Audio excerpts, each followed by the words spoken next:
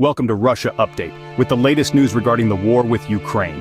In the ongoing conflict, several important events have unfolded concerning military actions and tactics. Ukraine has successfully targeted a large Russian ammunition storage area in the Soko region of Luhansk, located more than 100 kilometers from the front line. This site is crucial for Russia to supply its troops in Ukraine through rail and road, and it suffered significant damage from a massive fire, marking one of the biggest attacks of this kind recently. Additionally, Ukraine attacked a Russian military base in Crimea, positioned on the region's highest mountain where Russia had set up S-400 air defenses. This attack, carried out with Storm Shadow cruise missiles, led to significant losses of Russian equipment and the death of Alexander Kulikov, the leader of Russian air defenses at that location. Inside Russia, accidents occurred such as in Belgorod, where two large bombs accidentally fell from planes, damaging properties. This type of accident has happened 33 times in recent months. Moreover, a Russian K-52 attack helicopter was shot down in the south. A rare occurrence given these helicopters are now equipped with advanced long-range missiles and better targeting systems. At the battlefront, control has been shifting, especially in the Kharkiv region, where Ukraine has increased its military presence and is actively contesting the territory, though the outcomes are still uncertain. The overall advance by Russian forces has slowed, indicating that Ukrainian defensive strategies, especially in the south, might be effective, although challenges in the Kharkiv region led to changes in Ukrainian military leadership. During these military engagements, there's good news for Ukraine regarding logistics. There has been an increase in the supply of artillery shells and a potential new military support package following a visit from Secretary Blinken. However, challenges remain, as the effectiveness of Ukraine's air defense in intercepting Russian missiles has decreased from intercepting 76% of missiles to about 50% due to a shortage of air defense missiles, a problem now being addressed with U.S. military aid. In response to these diverse threats, Ukraine and its allies are adjusting their strategies and preparing for long-term conflict scenarios, with continued support in the form of military supplies, including advanced weapons and air defense systems from the United States and other NATO members. As the situation develops, the interaction of advanced weaponry and tactical maneuvers on the ground will likely shape the future dynamics of this conflict. We must not forget the threat of electronic warfare, but we will get to that later. Right now, things are pretty tough at a military base in the forests of Lithuania. Russia is really busy with Ukraine, but the idea of an attack in the Baltic states isn't far-fetched. An Estonian minister warned in February that the Baltic states have 3 or 4 years to get ready before Putin tries something against NATO in Estonia, Latvia, or Lithuania. Under NATO's new plan, the Netherlands has been given the job of helping to defend this sensitive area, along with Germany. The most critical spot is the strategic Suwalki corridor, a narrow strip that Russia could easily block off. In the worst-case scenario where war breaks out here, the Dutch Light Brigade might be the first line of defense. They move not in tanks but in lighter armored vehicles on wheels, like the Boxers, which are fast and agile. However, their weapons, according to Brigadier General Coolidge, aren't quite up to par yet. He'd prefer to upgrade the 12.7 mm machine guns to something more powerful to take out enemy vehicles. What they have now is just too light, he says. Because of this threat, Estonia, Latvia, and Lithuania are building a concrete Baltic line of fortifications along the border. In the Lithuanian countryside, you don't see much of it yet. But there's a lot of work on widening and strengthening the only highway from Poland to the Baltic states. They're also setting up a dozen storage sites for anti-tank obstacles. Even the railway network is being adjusted to move heavy equipment like tanks more easily. Around 150 armored and supply vehicles with over 500 soldiers traveled from Warsaw northward in 9 blocks.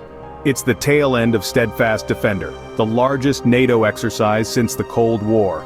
On Monday, they went through the Suwalki Gap, the border between Poland and Lithuania. This passage is barely 30 kilometers wide, flanked on the west by the Russian exclave of Kaliningrad and on the east by Putin's vassal state Belarus. Strange things happen in the Suwalki area. GPS signals get scrambled and phones receive suspicious messages. That's why soldiers take out their own SIM cards and use burners. Temporary phones that they later throw away. They know they're being tracked, and it's a problem both for their safety and their families back home. Are the Baltic states hard to defend? They seem to be. It's a narrow strip squeezed between Russia, Belarus, and the sea. If Russia attacks, they could reach the coast very quickly, what strategists call lack of depth. You need room to maneuver and stop the enemy. NATO, as a defensive organization, can't just cross into Russia or Belarus. But if a war starts, defenders might have to move into enemy territory to create that depth. Even without entering Russian territory, defending is still promising. The distance from the Russian and Belarusian borders to the Baltic coast is still greater than the ground Russia has been able to take in Ukraine with all its military power. Moreover, Kuij and Satov say, defenders in Lithuania have the upper hand. Attackers run into strong natural barriers. Especially near the border, there are dense forests, swamps, and fast-flowing rivers. Every village has its fighting backup troops. Ultimately, Lithuania decides what the Dutch and Germans will do if the nightmare scenario becomes reality. The Dutch Light Brigade relies on the forests and hills. Their strength is in ambushes, as shown in the fighting north of Kiev. They take the first hit because they are fast. The German tank units do better in open fields. Meanwhile, NATO is warning about digital warfare.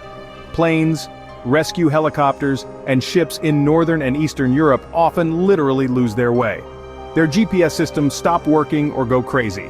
And this isn't just by chance. The Russians are practicing electronic warfare to be ready for a conflict with NATO. Last week, 2 Finnair planes had to turn around mid-flight. They were on their way from Helsinki to the Estonian city of Tartu when their GPS systems suddenly stopped working. Since then, the daily flights to Estonia's second-largest city have been temporarily cancelled.